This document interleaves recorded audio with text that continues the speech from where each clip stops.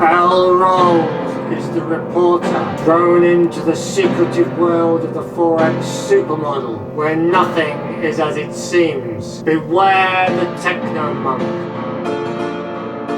and steer clear of Professor Code and his two assistants. Give the senior trader a wide berth, and don't expect any sense from the risk manager.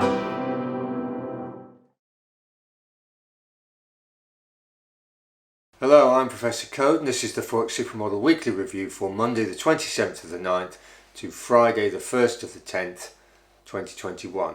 We've written up the weekly flows to get us underway. We're going to start at this as we do the data cycle and some various other analysis. So let's start with the weekly flows then. So the euro dollar over the period 27th of the 9th to Friday the 1st of the 10th, the last trading week, was lost 130 points or pips, minus 130. Euro yen minus 84, euro pound minus 17, pound dollar minus 123, pound yen minus 84, and the dollar yen plus 36. If you plug that into the formula, you get an opposed positive driver in the dollar at plus 289, front and back door flows mainly coming out the euro at minus 231, out the pound at minus 190, and the yen was the positive rock at plus 172, activity plus or minus 421. Right, we'll stop it there and we'll write up the asset classes. Right, we're back, we've written up the asset classes then. So US dollar index basically pumped higher, came off a bit. It's now just sub the highs, it's 0.17 of the high, 17%. So gold won't like that in theory, but it has come back a bit. 0.38 from the floor, below half marks. Oil basically is at or near the highs.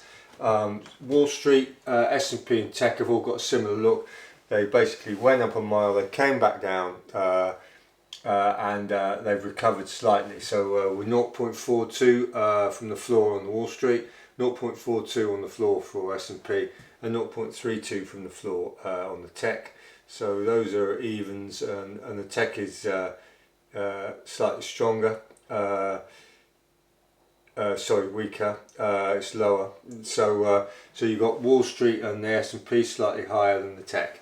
Right. US 10-year and the bond. This is the prices of the bonds.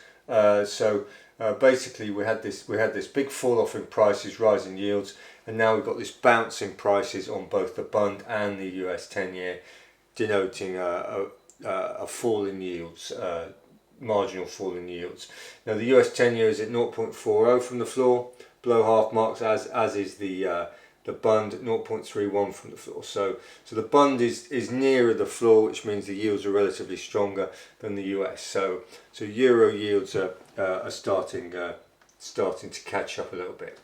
And copper has been pretty wild. It's now 0.45 from the floor. So it's below half marks, but it's recovered a fair bit. And US steel is still struggling. It's 0.15 from the floor, 15% from the model floor. Right, what's going to knock it about next week? Monday's light, so that's something to bear in mind. Tuesday we've got AUD rates decision and trade balance, and US PMI services, so inflation data for the US. And Wednesday we've got New Zealand rates decision, Euro retail sales, and US ADP report, which is the precursor to the NFP Friday. So we've got NFP Friday week coming next week. We've got two rates decisions. We've got the AUD and the NZD, which is sort of boxes in the commodity currencies to a certain extent, on Tuesday and Wednesday. So that's where we are there. We'll stop it there and we'll write up the data cycle. Right, we've written up the data cycle, which is basically our model version of the economic calendar using tier 1 and tier 2 data. Right, so China then, we've got a mixed situation here. Tier 1 is negative and tier 2 is mildly positive. The dollar mixed again, tier 1 neutral, but tier 2 is very positive. German neutral to negative, euro mixed, tier 1 positive, tier 2 very negative. Yen and the pound are neutral. CAD mixed, tier 1 neutral, tier 2 very positive. AUD mixed, tier 1 positive, tier 2 very negative. New Zealand mixed, tier 1 positive, tier 2 very negative, and the Swiss is negative to neutral. So what have we got then? We've basically got in the dollar, we've got this strength in the tier 2, significant strength in the tier 2. In the euro, we've got significant weakness in the tier 2.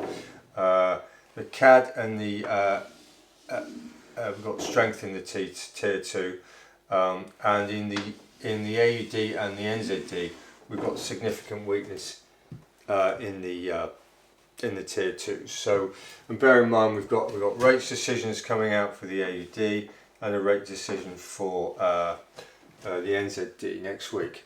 Right, so let's just remind ourselves what was going on. This week we've had a strong dollar driving positively, driving flows out of the euro and the pound. So the dollar's been strong, the euro and the pound have been weak, and the yen has been strong, predominantly off the back of backdoor flows and negative equity transmission. So the stock market was depressed and forcing funds into the yen. Right, so that's that. Let's just have a look what we think is going to happen next week. Now we had a go at trading the euro complex yesterday. Looked like it was turning on the up, and indeed it did for a while. We piled into the full complex trades, which is the seven FX pairs: euro dollar, euro yen, euro pound,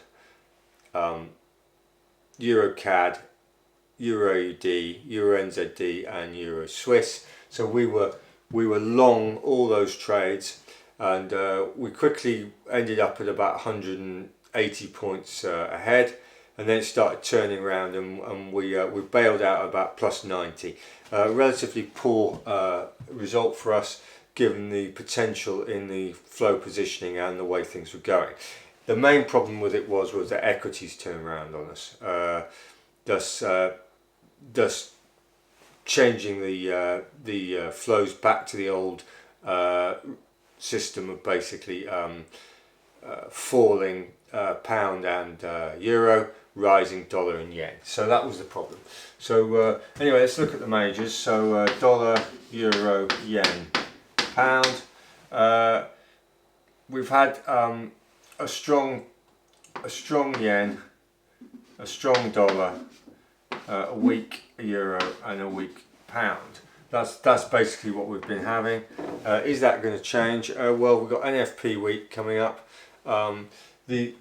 The AUD and the NZD are in play early next week with the rates decisions. They've got relatively poor data in the tier 2s, pretty poor data. So it'll be interesting to see what happens there. Going forward, it looks like so the market has had a wobble on the equities. They've come back a bit.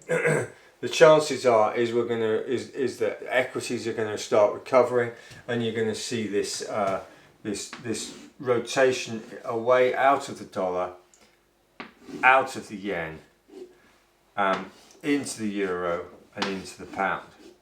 And we think the euro has got the biggest plus to gain with the way the flows have gone. So we think the euro, it may well go down initially in early week, but look, we're going to be looking for a significant bounce in the euro complex. And we had a bit of a taste of it on Friday, but it didn't carry through.